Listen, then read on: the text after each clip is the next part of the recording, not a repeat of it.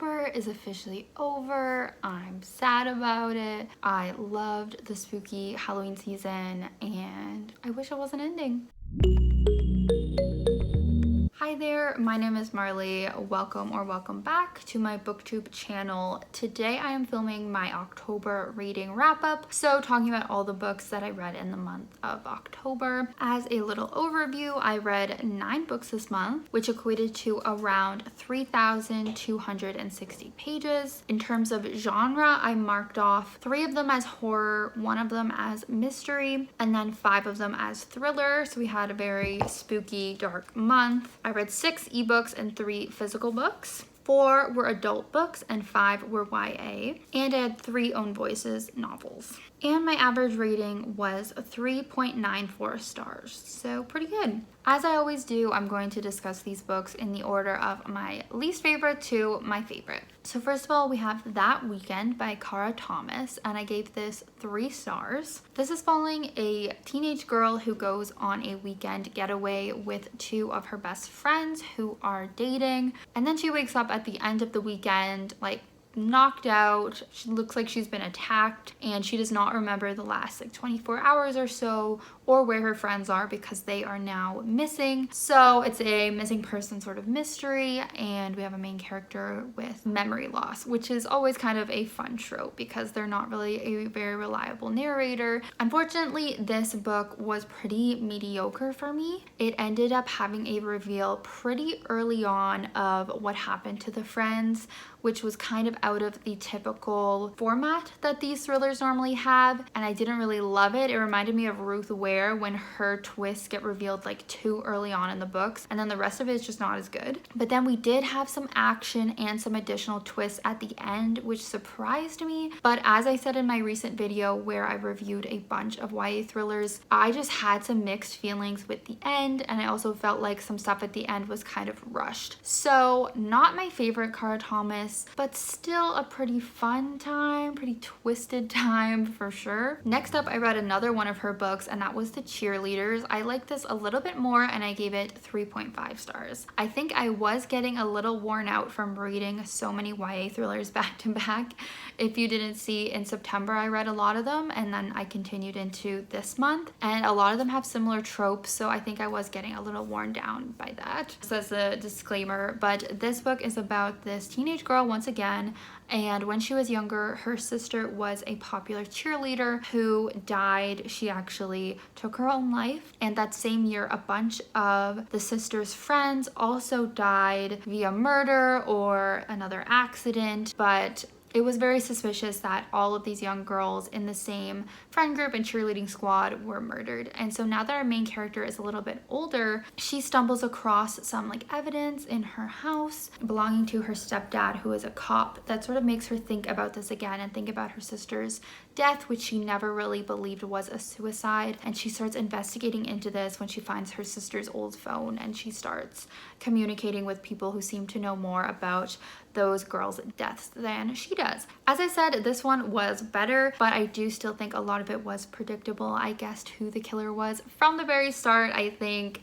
most people probably would, but again, all of Cara Thomas's books seem to be pretty fun and have dark sort of twists to them. But yeah, if it sounds interesting to you, check it out. Then for a horror reading vlog, I read The Only Good Indians by Stephen Graham Jones. I will link that video below if you want to watch that full video. But this is following a group of Native American men who were always friends growing up. They did this very bad thing on the reservation that involved killing a bunch of elks, and now I think it's 10 years later or maybe more, and they are starting to be haunted by this sort of elk spirit. We follow a few different point of views, and I also ended up giving this a 3.5 star. As I said, there are different perspectives that we follow during the different parts of the novel, and I feel like some of those parts were stronger than others. I think the writing for this one wasn't really my favorite, and that's why I couldn't really rate this higher, but I do think it had some cool messages and representation in here. I do think it probably deserves a higher rating than what I'm giving it, but I'm just kind of going off of my enjoyment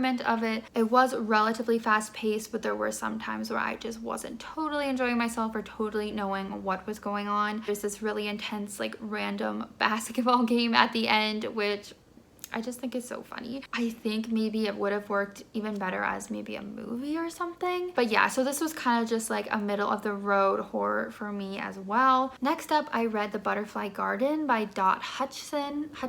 I also gave this one a 3.5 star rating. This follows a young woman who has recently been saved from this serial killer who had kidnapped her and a bunch of other girls. He's being interviewed by some detectives who sort of suspect her of potentially being involved just because of how she's reacting. So we're seeing that interview between her and the detectives, and then kind of flashing back to her experience, and we see her experience growing up, and then her experience in this garden is what they call it, where all of these young girls were being kept by a man called the gardener, which is the name of the serial killer kidnapper. It is a very disturbing story. I don't know how much I should reveal, but basically this man is obsessed with butterflies, and so he considers all of these girls his little butterflies that he likes to collect and do very disturbing things to. This was a good book, like, don't get me wrong, this was a really good book, but I had to drop like a little bit of the rating just because it was so disturbing to me. I want to say this is one of the most disturbing books I have ever read, probably after A Little Life, which I read earlier this year. There were just so many points where I'm like, why did we have to go into so much detail? I guess that's probably the point the author was trying to make, but there were just sometimes I was like, I think the message could come across without so much detail about what these girls have been going through. It just was a little too much for me personally. I know a lot of people don't mind it and absolutely loved this, but yeah, there were just some points I thought it was getting to be too much. It was really good. It was really interesting seeing this main character's life and what she's been through and how she takes care of the other girls in the garden, and the friendship and family, interesting relationship between all of these girls, and sort of like the bonding they have after going through all this trauma together was a really good part of the book, really impactful. I'm pretty sure it made me tear up, I want to say, but yeah, very horrific. I also read My Best Friend's Exorcism this month by Grady Hendrix. This is more of a YA horror book about, again, friendship.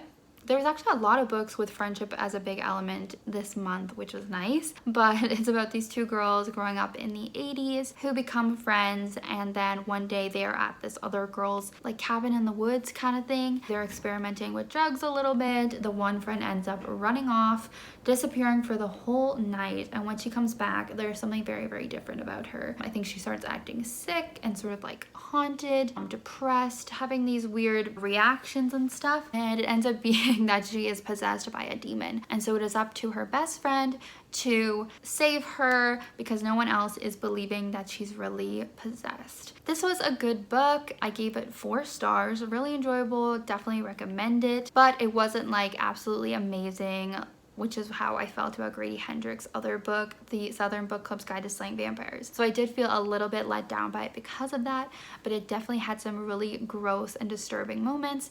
And again, I do think the friendship was the best part of this book.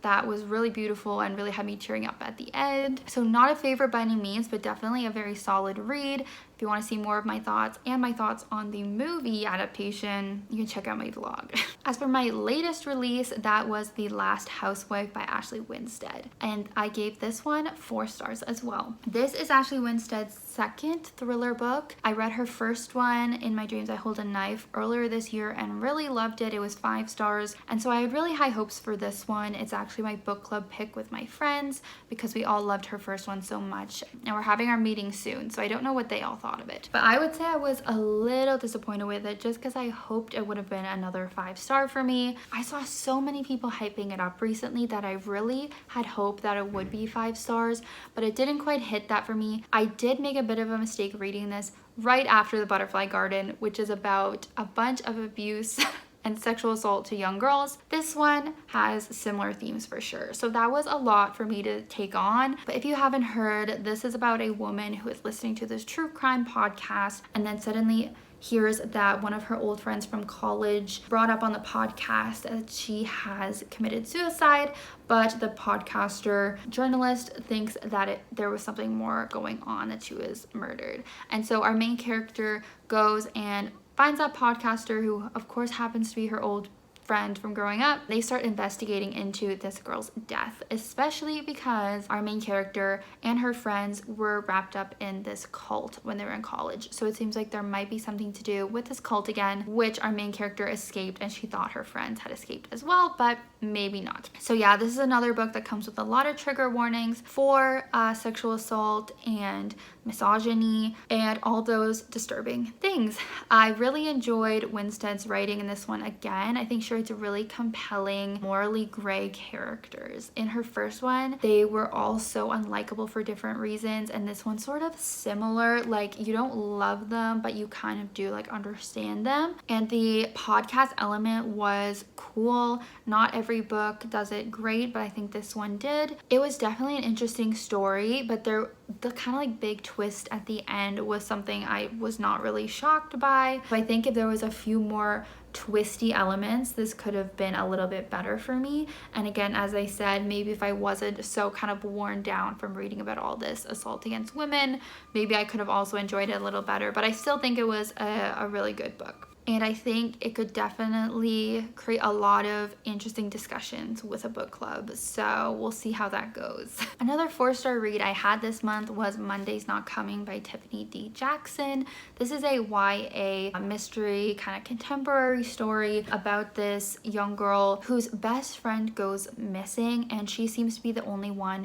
who is really caring about it. As you can see, there's a lot of similar themes in the books that I read this month. So we're seeing a few different timelines.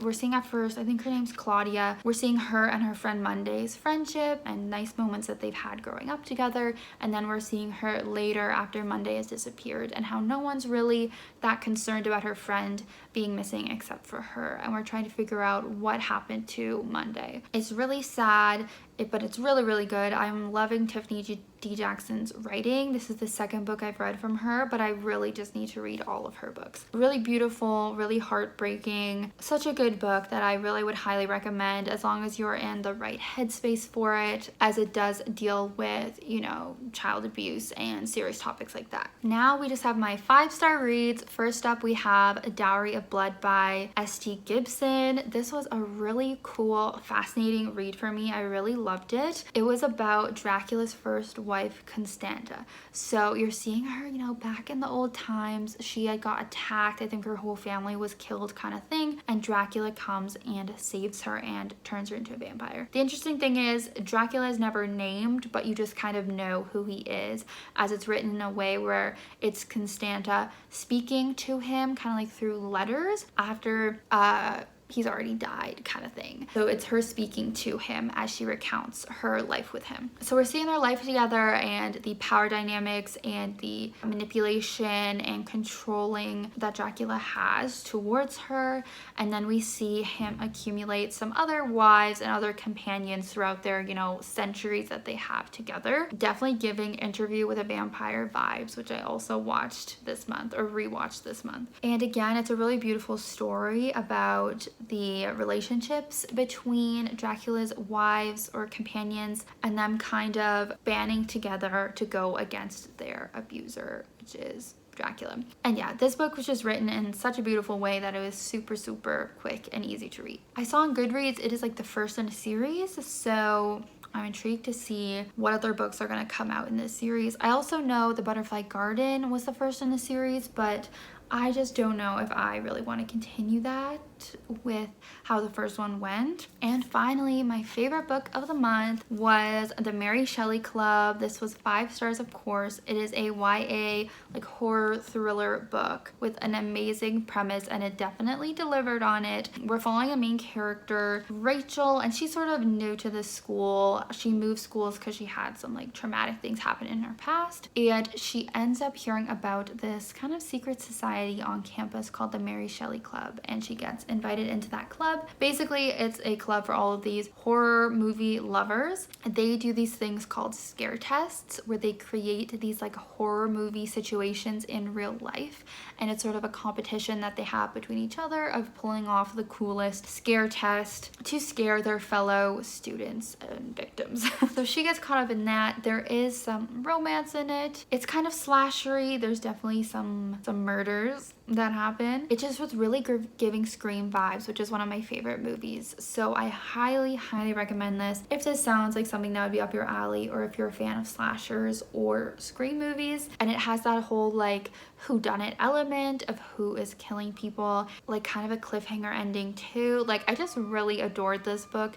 So I think even if you don't typically like YA thrillers and all of those kind of cheesy tropes that they tend to have, I think you would still like this one, and I would really recommend checking it out, especially for the Halloween season. Maybe you want to wait till next year to read it during October. I think it would be the perfect October read. So those are all of the books I read in October. Definitely leave me a comment and let me know if you have read any of these books and have any thoughts to share. Give me a like as well while you're here. Thank you guys so much for watching. I look forward to seeing everyone else's October wrap-ups of what they read during the best month of the year.